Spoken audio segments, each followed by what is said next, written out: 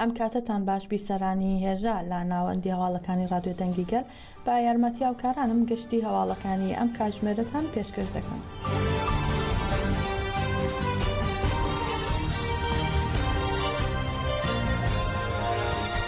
پارێزەر و بنەماڵەی ڕێبەری گەلی کورد عەبدوڵڵا ئۆجەلان بە مەبەستی ئەنجامدانی دیدار لە ئیمراڵی سەردانی داواکاری گشتی کۆماری بورسا و بەڕێوەبەرایەتی زیندانی ئیمراڵیان کرد. برای ڕێبەری گەلی کورد عەبدوڵڵا ئۆجەلان محەممەد ئۆجەلان و پارێزەرەکەی مەزلوم دینچ بە داواکاری ئەنجامدانی دیدار لەگەڵ ڕێبەری گەلی کورد سەردانی داواکاری گشتی کۆماری بورسا و بەڕێوەبەرایەتی زیندانی ئیمراڵیان کرد. عەلی کونەر برای عومەر خەیری کونەر، پۆڵاد یەڵدرم برای حامڵی یەڵدرم و مالی حاچەتین خوشکی وەیسی ئاکتاشیش بە هەمان داواکاریەوە سەردانی ئەو دوو دامەزراوەیانە کرد.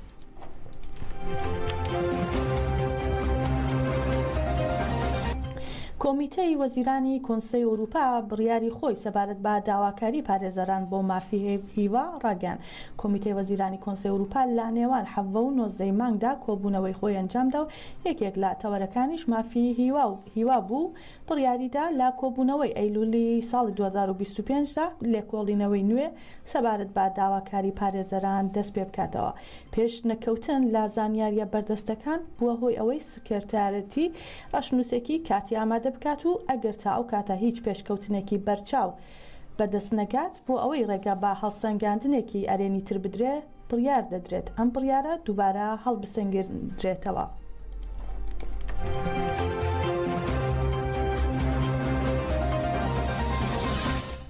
هێرشەکانی دەوڵەتی داگیرکەری تورک و چەتەکانی بۆ سەر باکوور و ڕۆژهەڵاتی سووریا و کۆمەڵکوژی دژی هاوڵاتیانی ئافرین لە بەردەم نووسینگەی نوێنەرایەتی نەتەوەی گرتوەکان لە جنێڤ شەرمەزار کرا. کوردان و ئازادی خوازان لەسەر بانگەوازی ئیدارەی خۆبەڕێوەبەری باکوور و ڕۆژهەڵاتی سووریا و نوێنەرایەتی پەیەدا لە سویسرا کۆبوونەوە. سەرەتا باخولەکێک بێدەنگی بۆ یادی و کەسانەی لە هێرشەکانی دەوڵەتی داگیرکەری تورک بۆ سەرگوندی کاخرێ لە ناوچەی مابەتا لە ئافرین کۆمەڵکوژکران ڕێز نیشاندرا بە ناوی ئیدارەی خۆبەڕێوەبەری باکوور و ڕۆژهەڵاتی سووریا. مەهدی کوردی وێڕای شەرمەزارکردنی هێرشەکانی سەربا گوندی کاخرێ ڕەخنەی لە بێدەنگی دامەزراوە و دەستگا نێودەوڵەتیەکانی مافی مرۆڤ لە بەرامبەر ئەو کۆمەڵکوژیەدا گرت. هەروەها بە ناوی نوێنەرایەتی پارتی یەکێتی دیموکراتیک پەیەدای سویسرا گولستان سعدون وتی دەوڵەتی داگیرکەری تورک لە هێرشە داگیرکاریەکانی بۆ سەر کوردستان کۆمەڵکوژی ئەنجام دەدات و بۆ زیندووکردنەوەی خەونەکانی عوسمانی نوێ سیاسەتی چەسانەوە و تاڵانکاری بەڕێوە دەبات. هەروەها گولیستان داوای لا ڕێکخراوە نێودەوڵەتیەکان و دەوڵەتەکان کرد کە دەست بەجێ کۆتایی با سیاسەتی داگیرکاری تاڵانکاری و کۆمەڵکوژیەکانی دەوڵەتی تورک بێنن. چالاکیەکە باوتنەوەی دروشمە جیاوازەکان کە ئاماژە بوون بە تاوانە جەنگیەکانی دەوڵەتی داگیرکەری تورک کۆتایی پێهات.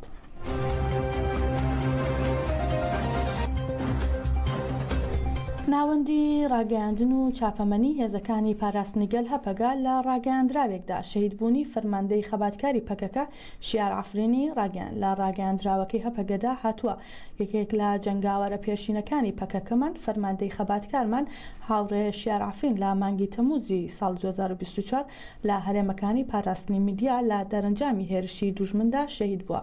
لە بەردەوامی ڕاگەیاندراوەکەدا هەپەگا ئاماژەی بەوە داوە هاوڕێمان شیار پەروەردە سەرەتاییەکانی خۆی لا ڕێبەراپەوە وەرگرت و هەنگاوی شۆڕشگێڕی خۆی دەست پێ کرد لە چیاکانی زاگرۆسەوە تا چیاکانی بۆتان و لە چەندین هەرێم و ئەیالەتی کوردستاندا گەریلایەتی کرد. بە ئازموونی ساڵانی تێکۆشانیەوە لە فەرمانداریدا قوڵ بووەوە و با پرسیارەتی لە ئەستۆگرت خاکەڕای و میلیتانیەتی ئاپۆیی لە کەسێتی خۆیدا پێکهێنا و جێگەی خۆی لا دڵی هاوڕەکانیدا کردەوە. هەروەها هەپەگە ئەوەشی خستوەتە ڕوو ڕێپێوانی 30 ساڵەی فەرمانداری فیدایی هاوڕێشیار هەموو کاتێک لالایەن گەنجانی ڕەسەنی کورد و هاوڕەکانیانەوە با نمونە وەردەگیرێت. لا کۆتاییشدا هەپەگە دەڵێ لەسەر ئەو بنەمایە سەرخۆشی خۆمان بۆ بنەماڵەی بەڕێزی هاوڕێی شیارمان گەلی عەفرینی بەرخۆدێر و هەموو گەلی کوردستانی وڵات پارێزمان دەردەبڕین. هەپەگە ناسنامەی ئەو فەرماندە شەهیدەی بەم شێوەیە خستوەتە ڕوو. لوقمان ئیسماعیل بە ناسناوی شیار عەفرین لە عەفرین لەدایک بوو لە تەمووزی 2024 لە هەرێمەکانی پاراستنی مدیا شەهید بووە.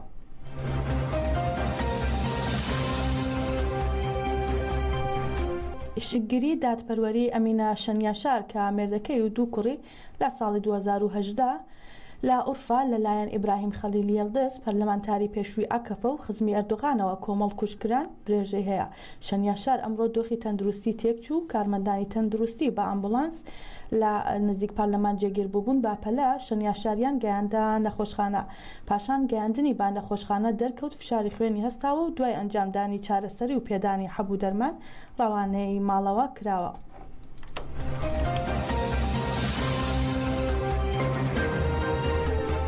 باپێی زانیاریەکان دەستەی پزیشکی دادی دیاربەکر راپۆرتی خۆی لەبارەی تەرمی نارین گۆران کات و شێوازی کوشتنەکەی تەواو کردووە و ڕەوانەی داواکاری گشتی دیاربەکری کردووە.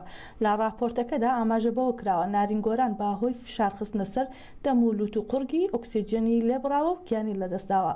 باگوێری راپۆرتەکان کە بەشێکی بەدەست ئانادۆل کەوتووە لەبارەی کاتی خنکاندنەکەی و ئەگەری دەستڕێژی بۆ سەر نارین لە هەمان ڕۆژ دیارنەمانی کە لە 21 ئابدا خنکێنراوە هۆکاری بڕینی قاچیشی لە خوار ئەژنەوە بەهۆی پەلاماری ئاژەڵەوە بووە. بەو بەڵگانەشی کە لە بەردەستدان لە ڕووی پزیشکیەوە نەتوانراوە بسەلمێن ئایا دەستڕێژی کراوەتە سەری یاخۆد نا.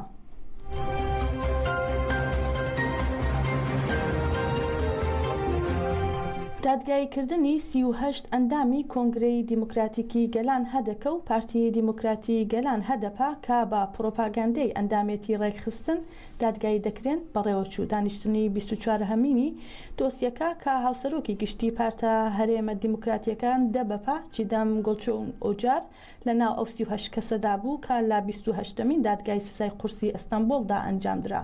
هەندێک کەسی دیکە و پارێزەرانیش لە دادگایکردنەکەدا ئامادە بوون. دادوەر بە گوێرە یاساکانی خۆی دەیەوێت سزا بۆ 35 لەو کەسانە ببڕێتەوە و بڕیاری بێتاوانیش بەرامبەر بە 3 کەسی دیکەیان دەرکات. ئەوانەی دادگایی دەکرێن و پارێزەرەکانیان لا دژی یاساکە بەرگریان لە خۆیان کرد. لە دانیشتنەکەدا پارێزەران بەرگریان لە موەکیلەکانیان دەکرد و دەیانویست موەکیلەکان بێتاوان دەربچن. شاندی دادگا بڕیاری خۆی ڕاگەاند و دانیشتنەکەی بۆ 23 تشرینی یەکەم دواخست بۆ پاراستنی ئەو کەسانەی دادگایی دەکرێن.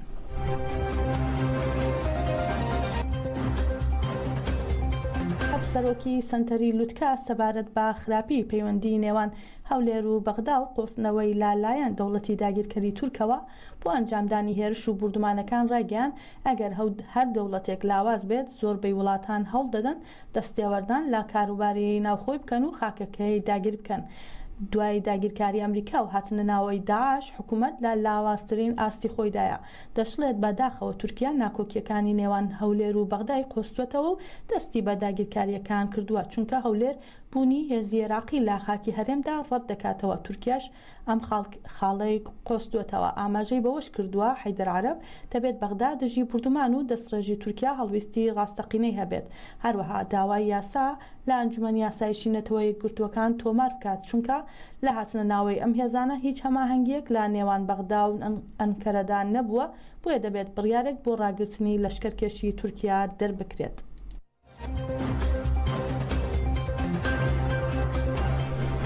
وەزارەتی کۆچ و کۆچبەرانی عێراق بڵاوی کردەوە دوێنێ 599 ئاوارە لە کەمپی هەرشەم لە سنووری پارێزگای هەولێرەوە گەڕانەوە بۆ زێدی خۆیان لە نینەوە و سەلاحدین دەشڵێن یارمەتی بەسەر ئەو ئاوارە گەڕاوانەدا دابشکراوە. هەروەها ئاماژە بۆش کراوە جگەل لەو یارمەتیانەی بەسەر ئاوارەکاندا دابشکراوە ڕێنمایی فەرمانبەرانی وەزارەتی کۆچ و کۆچبەران کراوە بەردەوام بن لە تۆمارکردنی ناوی ئەو خێزانە ئاوارانەی کە دەیانەوێت بگەڕێنەوە زێدی خۆیان.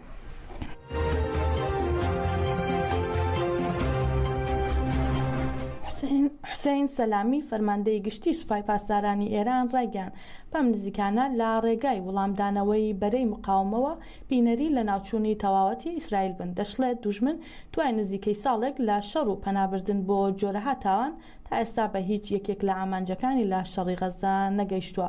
دەشڵێت حوسێن سەلامی ئیسرائیل لە هەفتەی ڕابردوو بە تەقانەوەی ئامێری کۆمپیوتەر و ئێلکترۆنی دژی ژنان و پیاوان و منداڵان لە لوبنان دەیەوێت شکستەکانی بشارێتەوە و ئیدانەی ئەم تاوانە تێروریستیەش دەکەم کە بووە هۆی شەهیدبوون و برینداربوونی ژمارەیەک لە خەڵکی لوبنان.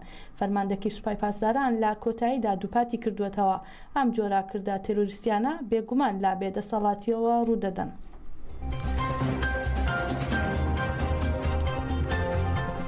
پێنتاگۆن سەبارەت بە هەستیاری دۆخی ڕۆژهەڵاتی ناوەڕاست و بە ئامانجکردنی چەتە و گروپە چەکدارەکان بەیاننامەیەکی بڵاو کردەوە. وەزارەتی دەرەوەی ئەمریکا لە بەیاننامەکەدا دەڵێ ئاگربەستی غەزا دەبێتە هۆی وەستاندنی کوشتنی هاوڵاتیانی مەدەنی و ئازادکردنی دیلەکان و هێورکردنەوەی دۆخی سنووری لوبنانیش بە جۆرێک دۆخەکە لە سەراستی ناوچەکە لە دوای حوتی تشرینی یەکەمی ساڵی ڕابردووەوە زۆر مەترسیدار بوو هەر بەو شێوەیە ماوەتەوە. هەروەها ئاماژە بۆش کراوە هەر وڵاتێک مافی ئەوەی هەیە چەتەکان بکاتە ئامانج، بەڵام ئەوە بەو مانانیە کوشتنی هاوڵاتیانی مەدەنی شەرعی بێت و ڕێگە پێدراو بێت.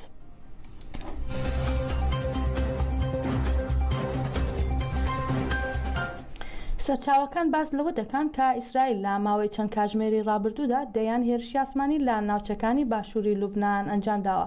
سەرچاوەکان هێرشەکانیان با قورسترین هێرش وەسف کردووە لە سەرەتای دەستپێکردنی شەڕی ئۆکتۆبری ساڵی ڕابردووەوە. رادیۆی سوپای ئیسرائیل ڕاگەیاند ئیسرائیل لە شەپۆلی دووەمی هێرشی ئاسمانیەکانیدا 100 سەکۆی موشکی حیزبوڵای لە باشووری لوبنان بردومان کردووە. ئاشکراشی کردووە کە هێرشەکانی چەند کاتژمێری ڕابردوو جەبەل ڕەیحان و نەباتیە و چەند شوێنێکی تری لە باشووری لوبنان کردووەتە ئامانج.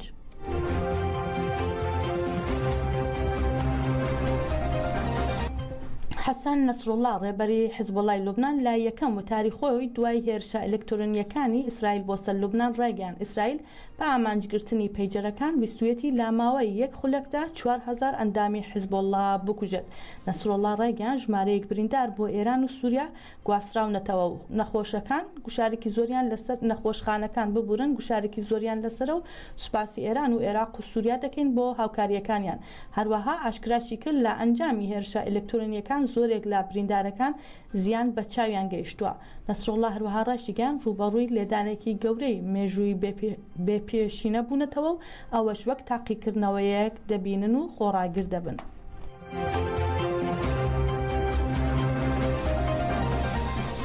پۆلیس و میدیاکانی ئیسرائیل وردەکاریەکانی دەستگیرکردنی پیاوێکی ئیسرائیلیان ئاشکرا کرد کە بە وتەی خۆیان لەلایەن هەواڵگری ئێرانەوە دیاری کراوە بۆ پلاندانان بۆ تێرۆرکردنی بەرپرسانی دیار لە نێویاندا بنیامین نەتانیاهو سەرۆکوەزیرانی ئیسرائیل. با پێی ڕاگەیاندراوێکی هاوبەشی پۆلیس و دەستگای هەواڵگری ئیسرائیل لە ڕۆژی پێشەمبە هەواڵگری ئێران هاوڵاتێکی ئیسرائیلی بۆ تێرۆرکردنی کەسایەتە ئیسرائیلیەکان دامەزراندووە. هەروەها دووجار با قاچاق خراوەتە ناو ئێران و لە بەرامبەر ئەنجامدانی ئەرکەکاندا پارەی وەرگرتووە. لە ڕاگەیاندراوەکەدا ئاماژە بەوەش کراوە یۆئاف گالاند وەزیری بەرگری و ڕۆنین بار سەرۆکی شاباک و بەرپرسانی دیکەی دیاری ئیسرائیل لە نێو ئەو کەسانەدان کە پلاندانراوە بکرێنە ئامانج. بەڕێزان هەواڵەکانمان پێشکەشکردن بمێنن لا خێر و خۆشیدا.